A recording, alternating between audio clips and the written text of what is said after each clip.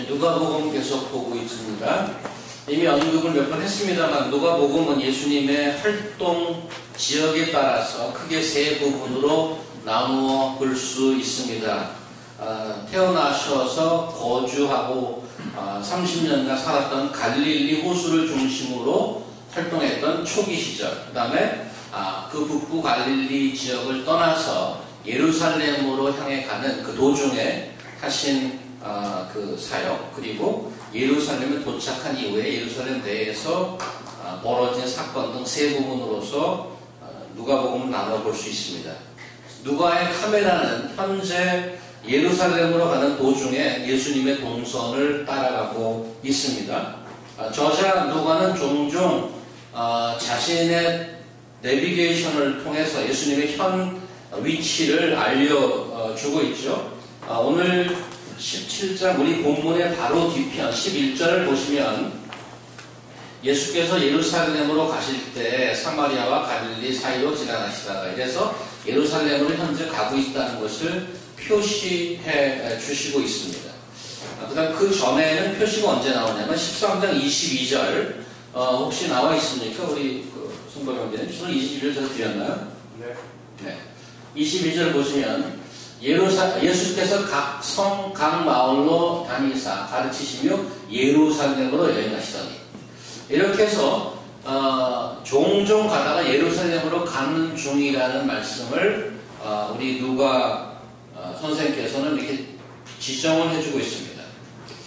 이런 위치를 알려주는 포인트가 어떤 가르침의 섹션을 구분하는 마커라고 본다면 오늘 본문은 예루살렘으로 가는 도중에 예수님이 어떤 큰 가르침 중 한 가지 섹션의 결론 부분이라고 볼 수 있습니다. 왜냐하면 우리 본문 바로 다음 7장 11절이 또 예루살렘의 그런 언급이 있기 때문에 그렇죠.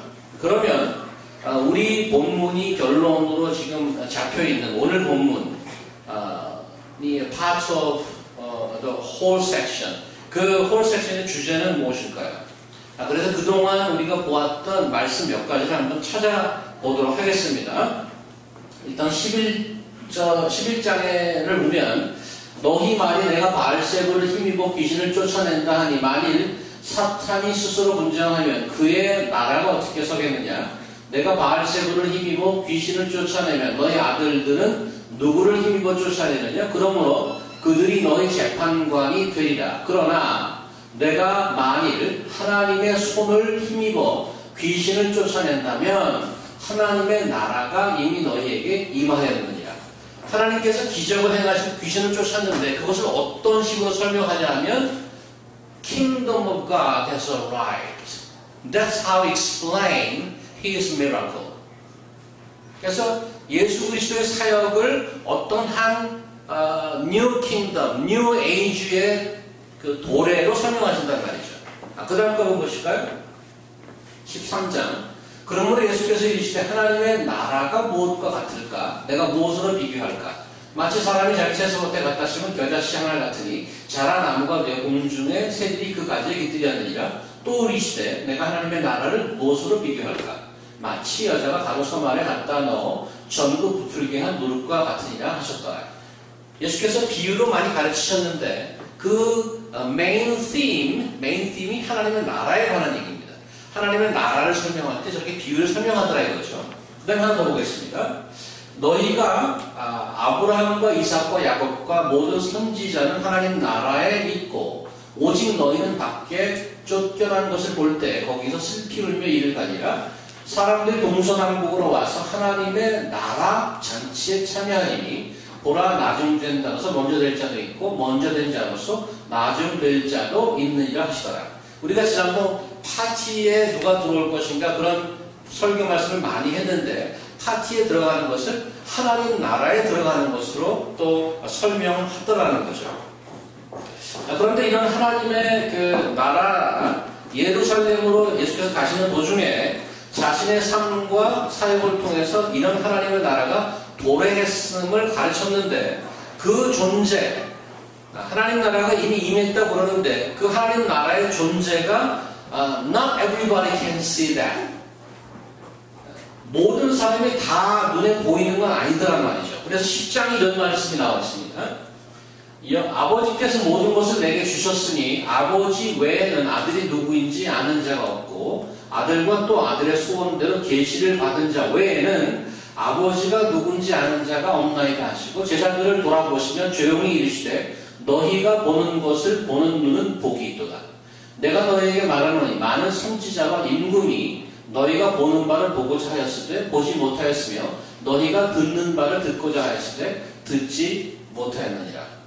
지금 예수 그리스도가 자신의 얘기를 하면서 What you see is a great privilege. This is blessing.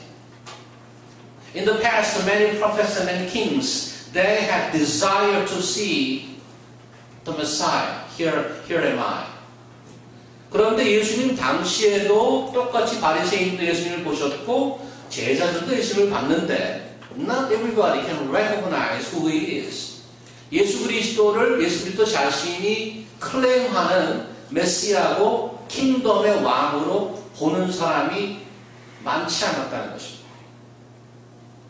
지난주 설교 때 언급을 드렸습니다만 우리는 눈에 보이는 이 세상과 사람들 눈에 잘 보이지는 않지만 지금 보셨듯이 엄연한 현실인 하나님 나라라는 두 나라의 중복된 시대에 중복된 세대를 현재 살고 있습니다.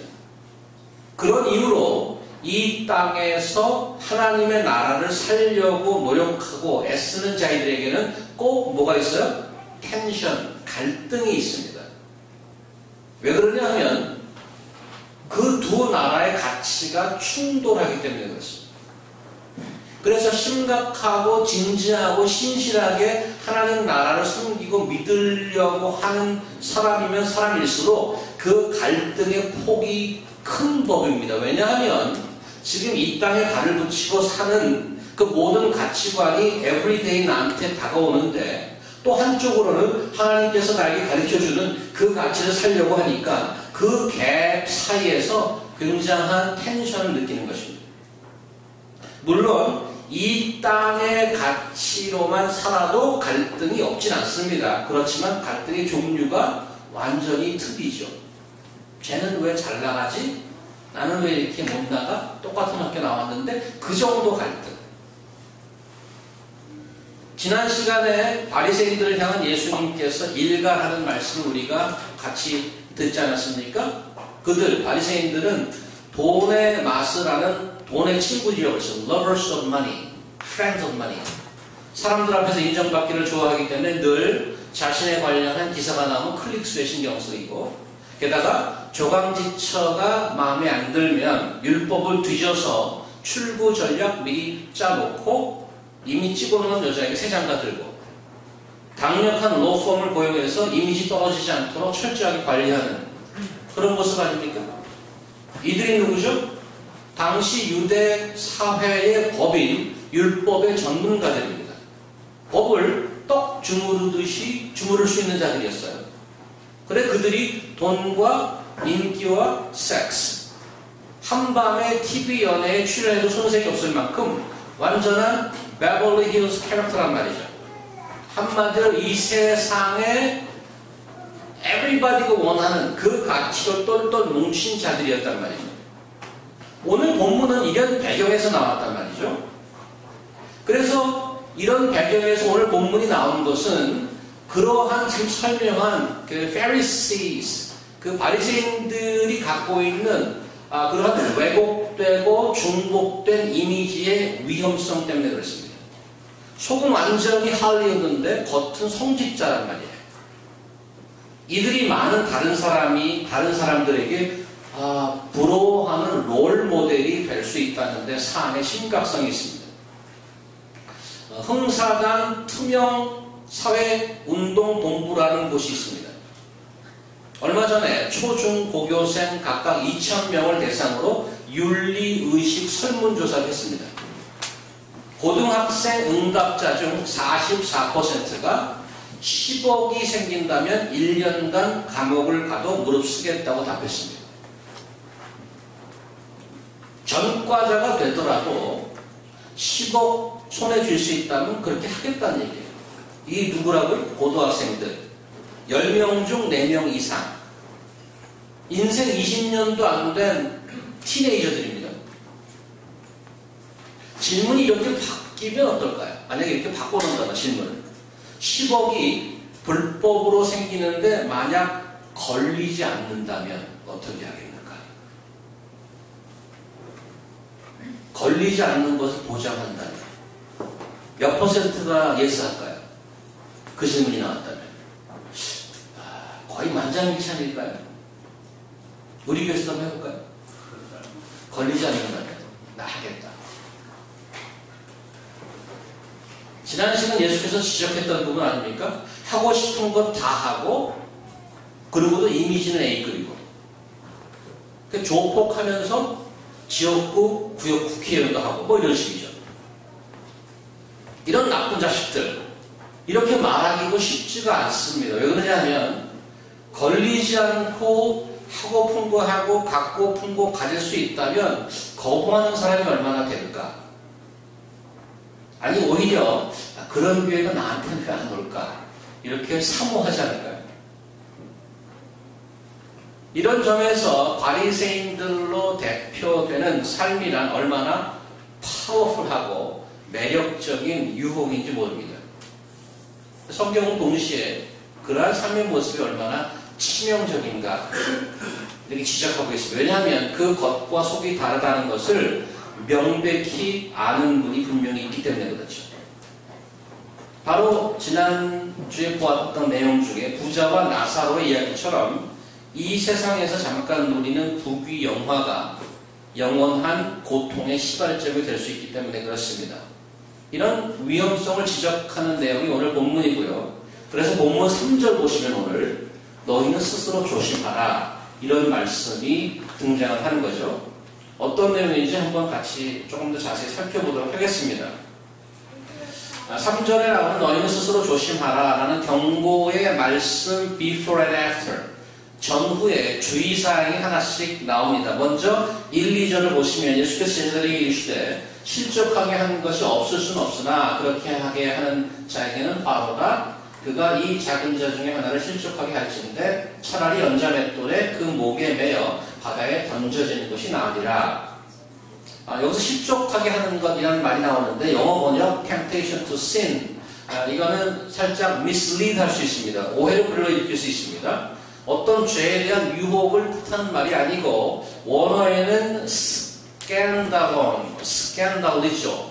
스캔달러는 명사형이고요. 스캔달리조는 동사인데 여기서 스캔달이라는 말이 나왔죠. 이 말은 cause to sin 남으로 하여금 넘어지게 하다 라는 동사도 되고 넘어지게 하는 물건이나 사람 이런 뜻도 됩니다. 한국어 성경에는 명사형이 걸림돌이라는 말로 종종 번역이 됩니다. 나의 말이나 나의 행동 때문에 다른 이들이 넘어지는 그런 현상을 얘기합니다.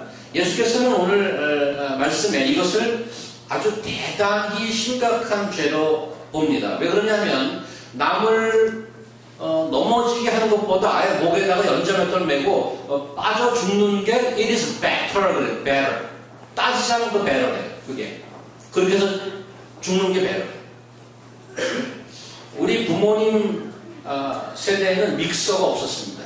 그래서 뭔가 갈아야 되고 요리할 때는 맷돌을 썼습니다. 그래서 저는 맷돌을 우리 어머님께서 맷돌 사용하는 것을 실제로 보았고 저도 한번 돌려봤습니다. 여러분 혹시 보셨어요? 맷돌? 여러분 세대는 좀 쉽지 않았을 텐데 이렇게 구멍이 똥똥똥 뚫린 무슨 돌이지? 새까만 돌이 있어요. 현무암인가요? 그거가 이 실린더처럼 생긴 큰 돌 한 요 정도 되는 것 같아요. 좀 큰 거는 요 정도 두께. 그 돌이 두 개가 막 붙어 있고요. 위에는 구멍이 뚫려 있어서 그 위로 뭐 콩이나 뭐 이런 걸 넣고 손잡이가 달려서 갈지요. 갈면은 그 돌과 돌 사이에서 갈리게 나옵니다. 그걸 모아서 저희가 이북 출신이라서 비지도 해먹고 아니면 녹두를 갈아서 녹두 부침개도 해먹고 그랬던 것을 제가 기억을 합니다. 무게가 상당히 큽니다. 근데 지금 본문에 나오는 연자맷돌은 그런 가정용의 작은 것이 아닙니다. 여러분 유럽의 역사를 보여준 옛날 영화를 보면 소나 말이 돌리는 아주 큰 맷돌이 있지 않습니까? 그 정도로 큰 것입니다. 또 노예들도 돌리죠. 사사기에 등장하는 삼손이 눈이 뽑히고 맷돌을 돌렸다고 나와 있습니다. 여기다 이제 메고 사람이 이렇게 둥그렇게 돌릴 정도로 이 방만한 큰 그 정도입니다. 근데 그 위에 있는 볼을 이 목에 매면 올라올 수 있는 가능성이 없는 거예요. 바로 가라앉죠. 이거 메고 죽는 게 낫다는 거예요. 다른 사람을 넘어지게 하니. 이게 얼마나 심각합니까? 제자들에게 무엇을 경고하는가 하면 그래서 2절에 보면 작은 자 중에 하나를 실족해 하지 말라 이겁니다. 두 번째 조심해야 될 것이 3절 두 번째 문장부터 보면 만일 내 형제가 죄를 범하거든 경고하고 회개하거든 용서하라. 만일 하루에 7번이라도 내게 죄를 짓고 7번 내게 돌아와 내게 회개하노라 하거든 너는 용서하라 하시더라. 용서입니다. 이런 본문 나오면 꼭 질문하는 분들이 있죠. 회개 안 하는 놈들은 어떻게 할까요? 꼭 질문하잖아요. 8번 나쁜 짓 하는 놈은 손 좀 봐도 되나요? 그걸 질문하잖아요. 한국에 고신이라는 교단이 있습니다. 굉장히 거룩하게 살라고 애쓰시고, 특별히 주일성수에 대해서 목숨을 거는 주일성수, 주일날은 짜장면도 사 먹으면 안 돼. 이렇게 얘기하는, 꼭 질문하잖아요. 손 들고. 짬뽕은 됩니까? 이거 질문하잖아요. 하루에 7번이라도 용서하라는 말은 다른 복음서에 보면 7번씩 70번. 회개 안 하는 사람 8번 하면 어떻게 하죠? 이런 게 포인트가 아니고 Are you ready to forgive when the person who sinned against you come to ask for forgiveness? Are you ready? 내가 준비가 되어 있느냐고 물어보고 있는 것입니다. 몇 번이라도 그것도 용서할 준비가 되어 있느냐. 지금 보신 두 가지의 말씀 주의사항은 죄의 양방향을 얘기하고 있죠. 1, 2절은 죄가 나로부터 나가서 다른 사람을 넘어지게 하는 거잖아요. 3, 4절은 다른 사람이 내게 죄를 짓는 거 아닙니까? 그래서 그 죄의 유통을 막으라는 겁니다. 양방을 다 차단하라는 겁니다. 남을 넘어지게 하지도 말고 또 누가 잘못했으면 용서할 준비를 하라는 거죠. 그 말을 듣고 5절 제자들이 당황스러워하죠. 이거 만만치 않은데요. 어려운데요. 주여 믿음을 더해 주십시오.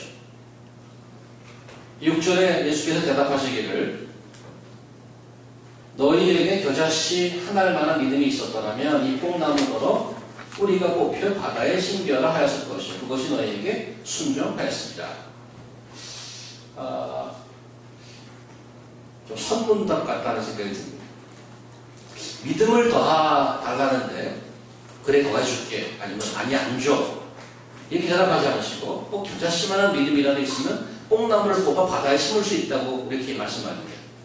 그래서 제자들에게 겨자씨만한 믿음도 없다고 말씀하시는 건지 아니면 그렇게 조금만 믿음이라도 한번 생기도록 노력해봐라 라고 얘기하는 건지 잘 이해가 쉽지 않습니다.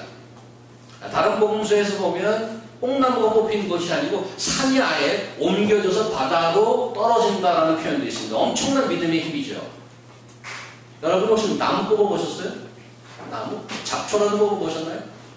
지난 재작년 여름 우리 광희 형제가 이제 거기 걷덕거리죠. 군인이라서 군인의 메인 사역 중에 하나가 잡초 뽑기 아닙니까? 그러면 기계는 아무것도 안 맨손으로 잡초 뽑기.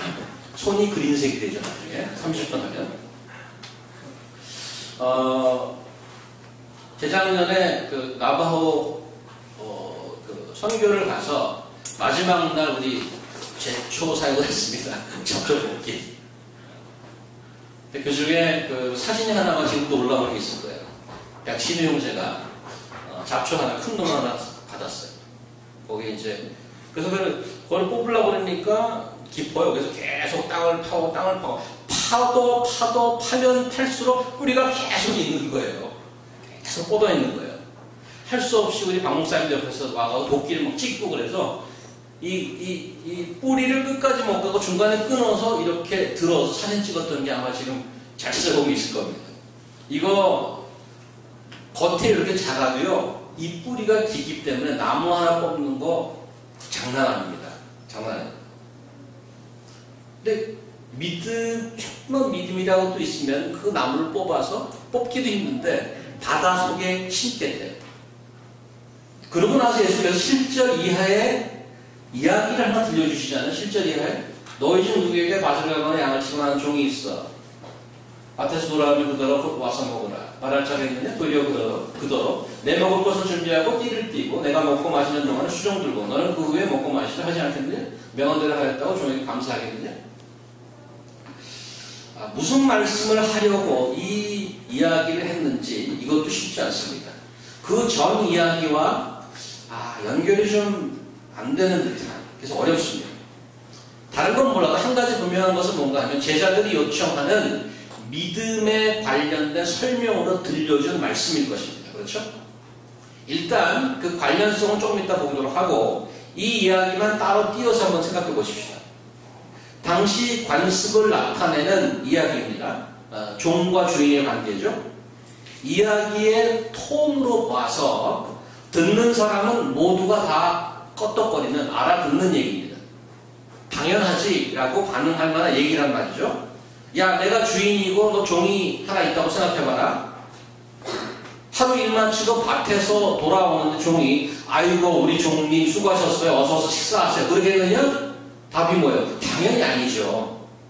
야, 저녁 빨리 준비하고 집안거리 이게 뭐야? 나 밥 먹는 동안에 집안일 좀 하고 그거 다 정리해. 다 끝내놓고 밥 먹어라. 그러지 않겠느냐? 당연하죠. 밭에 나가서 일하고 집에 돌아와서도 집안일이라고 그랬다고 아이고 미안해서 어떡해요. 우리 종님 제가 뭘 해드릴까요? 뭐 주인이 이러겠느냐? 대답은 당연히 아니죠. 이런 거란 말이에요. 분위기는 이렇게 흘러간다고요. 이 이야기가. 이게 그 당시 관습이었단 말이죠. 모두 다 당연히 여기는 그런 얘기를 해줬어요. 맞습니다. 거기 헛떡거린단 말이죠. 근데 여러분은 지금 이 얘기를 들어서 기분이 어떻습니까? 여러분. 좀 살짝 불편하지 않나요? 이런 모양새가. 아무리 당시의 관습을 이해하면서 읽더라도 좀 인간미가 떨어진다는 생각이 드는 거죠. 이 이야기가 하나님과 그를 따르는 백성의 관계를 말하는 것이 지금 컨텍스트가 분명한데 여기서 그럼 드러나는 주인이라는 분, 하나님이라는 분의 이미지가 좀 거시기하단 말이죠. 노동 착취하는 분처럼 보이더라. 인간적인 따뜻함이라고는 전혀 찾아볼 수 없는. 우리는 하나님을 그렇게 배웠나요? 머리로는 이 이야기가 당연히 맞죠. 종과 주인의 관계는 그렇죠. 라고 얘기하지만 가슴으로 와닿지 않은 겁니다. 믿음이라는 게 이렇게까지 해야 되는 건가? 그러한 회의도 좀 들지요. 자, 이쯤에서 중간 정리를 한번 해보겠습니다. 지난 시간 예수께서 바리새인들에게 그들의 문제점을 지적했고요. 오늘 제자들에게 그것을 배경으로 조심하라고 경고했습니다. 무엇을 조심하냐 하면 다른 사람을 넘어지게 하지 마라.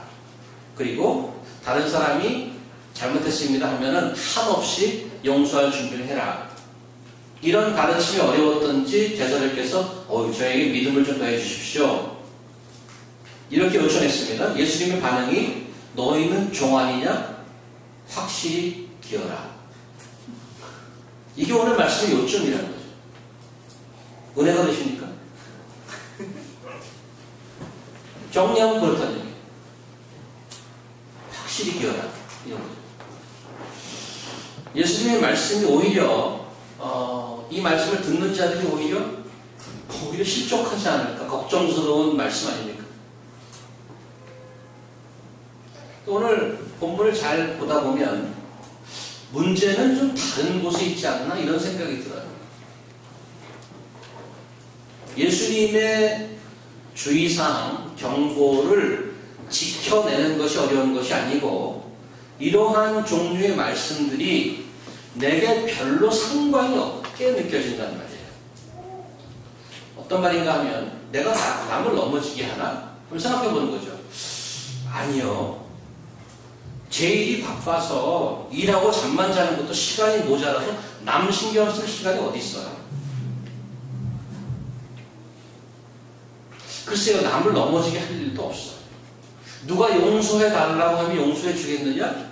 물론 그렇긴 하겠는데 아직 살면서 그런 경험 한 번도, 누가 나한테 와서 용서해 달라고 한 사람 하나도 없어요. 그런 가능성을 아예 사전에 제가 차단하죠. 회복 친구 요청하면 거의 안 받고요. 카톡은 뭐 필요한 사람에게만 하고, 제가 일부러 전화하거나 뭐 친구 요청하는 적은 거의 없습니다. 다른 사람에게 잘못할 가능성을 사전에 차단하는 거죠. 그들도 좋고 나도 좋은 거 아니겠습니까? 서로 프라이버시를 존중해주고 그런 거 아닙니까? 어떻게 생각하세요? 오늘 성경 말씀보다 제가 지금 얘기한 그 시나리오가 훨씬 더 현실적이지 않습니까? 나 챙기기도 바쁜 세상에 누구를 넘어뜨리거나 누구를 해코지 하거나 그런 여지가 없다는 거죠. 그런데 이거 한번 곰곰이 생각해 보시겠어요?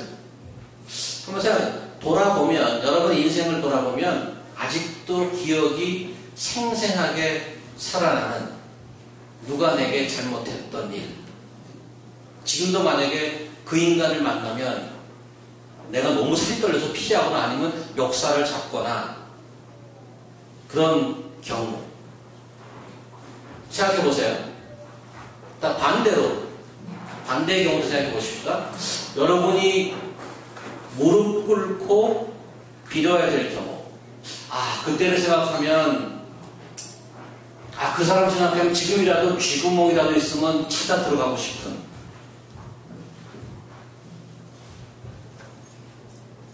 둘 중에 어느 것이 더 많습니까? 여러분 머릿속에.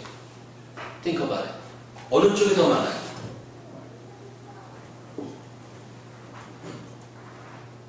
내 뚜껑이 지금도 열리게 한 게 더 많아요? 아니면 내가 잘못한 게 더 많이 생각나십니까? 제 개인적으로 저도 생각해 봤는데요. 제 경우는 남이 저한테 잘못한 거가 100배는 더 많이 생각나요, 머릿속에. 제가 다른 분에게 잘못한 게 없다는 것이 아니고, 남이 내게 잘못한 거는 내가 포로제닉으로 기억하고 있어요. 하드디스크에 절대로 딜리트 불가하게 딱 스토어되어 있습니다.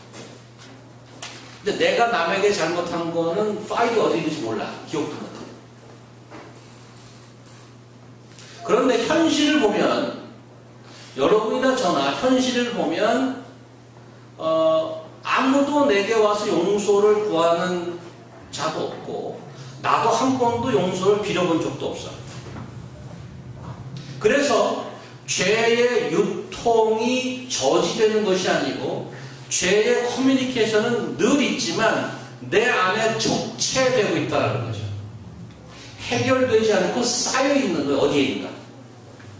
왜 그러죠? 다른 사람 신경 쓸 겨를이 없기 때문에. 왜 다른 사람 신경 안 써요? 늘 나는 내 중심으로 살아왔기 때문에. In other words, I'm always my own king. I'm always interested in my own stuff. 내 일에만 관심이 있기 때문에. 제자들이 믿음을 더해달라고 요청했어요. 영어로 보니까 increase my faith 이렇게 있습니다. 믿음을 퀀티티로 본 거예요. I have kind of 15. Please make it increase up to 95.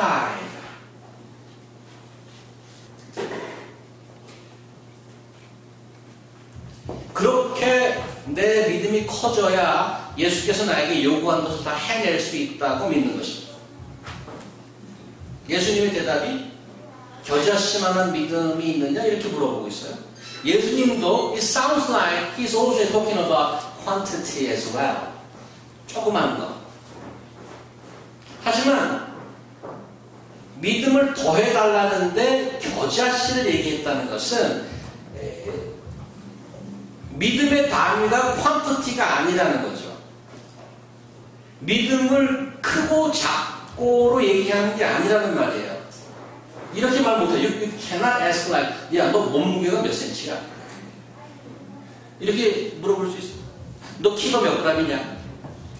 이렇게 물어보는 거나 마찬가지라는 거예요. 그리고 나무를 뽑아 바다에 심을 만한 믿음을 예수께서 얘기하십니다. 이것은 다 영어식으로 보다 가정법입니다. 예수께서 예수님의 믿음으로 나무를 뽑아서 바다에 심거나 산을 들어서 이렇게 한 적이 한 번도 없어요. 산을 옮기고 뽕나무를 뽑고 하는 행위와 앞선 주의사항 4절의 근본적인 차이점이 뭔지 아십니까? 앞에 예수께서 주의하는 그 내용이 뭐였었어요? 다른 사람을 넘어지게 하지 마라. 누가 용서를 구하면 용서해줘라. 이거예요. 예수님이 설명하는 것이 뽕나무를 뽑아서 던지든가 산을 뚫어서 바다에 심기든가 이렇게 얘기하고 있어요. 믿음을 가지고. 근데 이 두 가지 경우의 근본적인 차이가 뭔가 하면 한 가지는 사람 관계에 관한 얘기입니다. 용서받고 용서하는 것은. 뽕나무를 뽑고 산을 옮기고 이런 것은 뭐예요? 비인격적인 기적을 얘기해요. 오늘 예수께서 주의하라는 것과 관련이 있습니다. 믿음이란 공동체를 회복하고 세우는 데 필요한 것입니다. 예수께서 지난번 바리새인을 지적하면서 부자와 나사로 얘기를 해주셨다는 것을 기억합니다. 부자의 행위는 모두 자신을 과시하는 데 집중되어 있습니다. 명품 옷, 엄청난 음식, 매번 파티. 이름도 알고 있었던 나사로 거지와 친구 되는 데는 실패했습니다.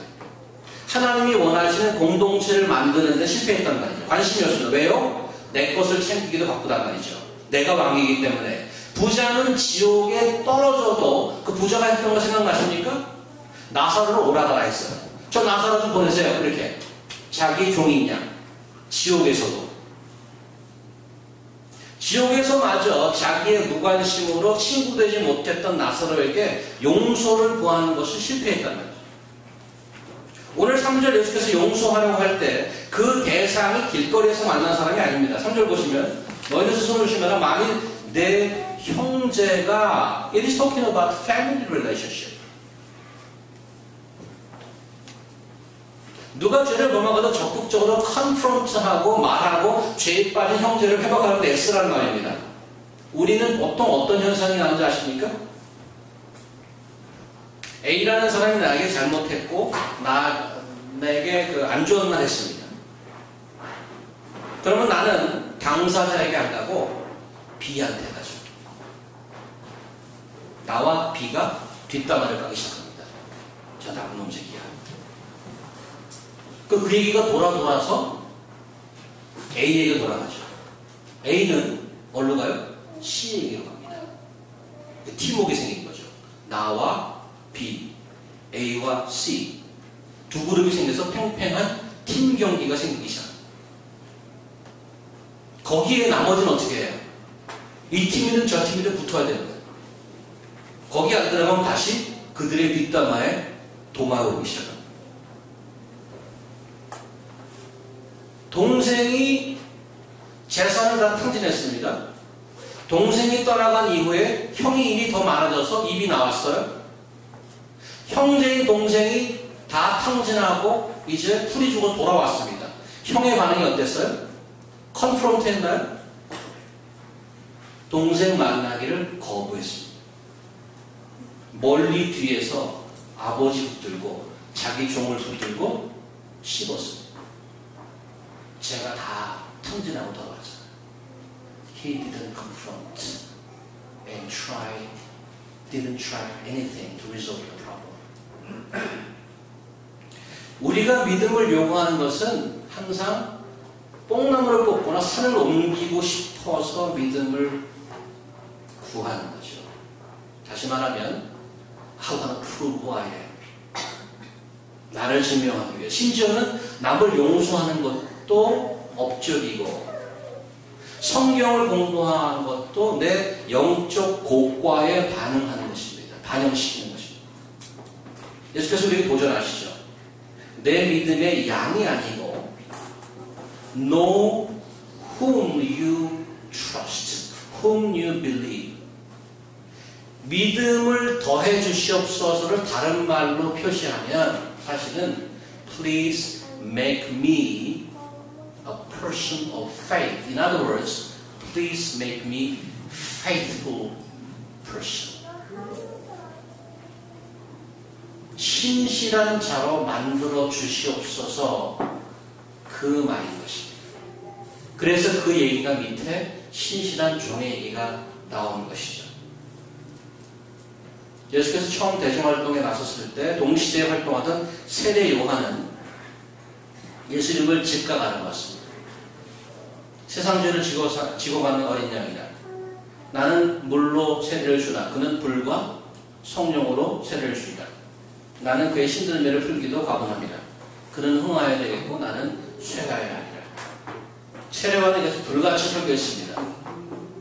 회개하라. 천국이 가까워하니라. 정의를 외치며 열심히 사역하다가 당국의 미움을 받아서 체포됐죠. 감옥에 갇혔습니다. 예수님께서 사역이 시작됐습니다. 예수님의 사역 취임사에서 이렇게 말씀하셨습니다. 주의 성령이 내게 임하셨으니 이는 가난한 자에게 복음을 전하게 하시려고 내게 기름을 부으시고 나를 보내사 포로된 자에게 자유를, 눈먼 자에게 다시 보게 함을 전파하며 눌린 자를 자유롭게 하고 주의 은혜의 해를 전파하게 하려 하십니다. 예수님께서 취임사를 이렇게 하셨음에도 불구하고 세례 요한은 여전히 옥에서 못 나오고 있었어요. 그래서 요한이 제자를 보냈죠. What's going on? I don't want whom we are waiting for. 자신이 초기에 그렇게 자신있게 컨펌하던 그 예수님을 보고 당신 메시아 맞아? 이렇게 질문했습니다. 17장 가볼까요? 요한이 그 제자 중 둘을 불러 주께 보내 이르되 오실 그이가 당신이 오니까 우리가 다른 일을 기다리오니까 하라 하매 그들이 예수께 나아가 이르되 세례 요한이 우리를 보내어 당신께 여쭈어보라고 하기를 오실 그이가 당신이 오니까 우리가 다른 일을 기다리오니까 하더이다 하니 마침 그때 예수께서 질병과 고통과 및 악귀들이 자들을 많이 고치시며 또 많은 맹인을 보게 하신지라. 예수께서 대답하여 이르시되 너희가 가서 보고 들은 것을 요한에게 알리되 맹인이 보며 못 걷는 사람이 걸으며 나병 환자 깨끗함을 받으며 귀먹은 사람이 들으며 죽은 자가 살아나며 가난한 자에게 복음이 전파된다 하리라 하라. 누구든지 나로 말미암아 실족하지 아니하는 자는 복이 있도다. Now we see here the word 실족. 예수께서 오늘 본문에 실족하는 자가 되지 말라고 했는데 예수님 때문에 또 실족할 가능성이 있다고 얘기합니다. 나 때문에 실족하지 않는 자는 복이 있도다. 예수님이 어떻게 했는데? 예수님이 어떻게 했는데? I'm your master. I'm your king. 확실히 기여. 이랬습니다. 여러분과 제 마음이 불편하면 실족하는 겁니다. 이 왕이 우리를 밟고 노동을 착취하고 확실히 기라고 하던 이 왕이 누구냐 하면 이 왕이 여러분과 저를 위해서 목숨을 거십니다. 스스로 예루살렘에 그 많은 무리를 해치고 가서 십자가에 돌아가셨습니다. 왜? 여러분과 나를 살리려고. 살아보라고. 살아보라고. 어떻게 살아보라고? 여러분과 저의 삶을 통해서 남을 용서하고 남을 세우고 그래서 이 더럽고 추한 세상에 하나님이 왕인 것을 증거하면서 산다.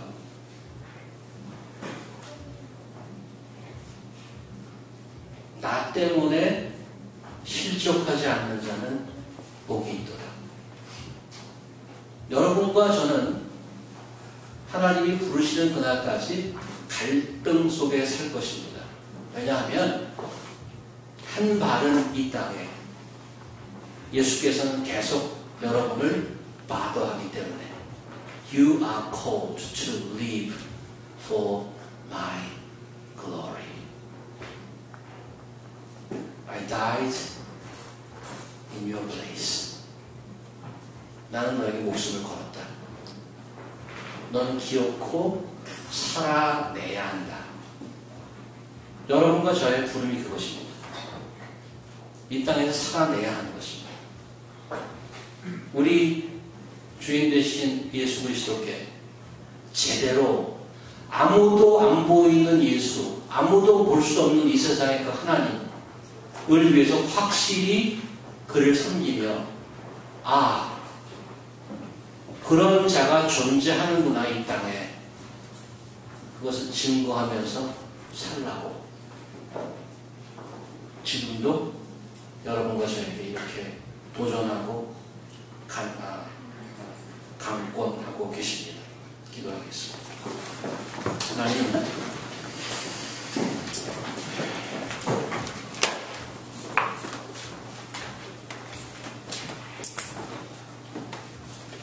쉽지 않은 삶이라고 생각됩니다. 하지만 그 길을 먼저 우리 주님께서 가셨으니까 많은 이들이 예수께서 이 땅에서 성공하실 거라고 부추겼고 또 많은 제안이 들어왔었습니다. 예수께서는 단호히 거절하시고 십자가의 길을 가신 것을 저희가 압니다. 예수께서 가신 길을 제가 왜곡하지 않기를 소망합니다. 예수님의 죽음을 모독하지 않기를 소망합니다.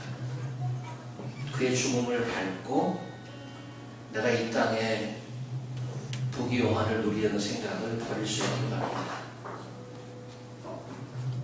저희의 소명은 사실은 굉장히 레디컬한 것임을 저희가 매일 듣습니다. 저에게 소망이 있는 것은 예수께서 저희를 위해서 목숨을 거셨기 때문에 그렇습니다. 성령을 저에게 부어주셨기 때문에 그렇습니다. 견디게 하시고 서로 격려하게 하시고 이 세상에서 지지 않게 하시며 하나님의 가치가 정말 살아있음을 제 삶을 통해서 드러낼 수 있도록 하나님 인도하여 주시옵소서. 예수님 이름으로 기도합니다. 아멘.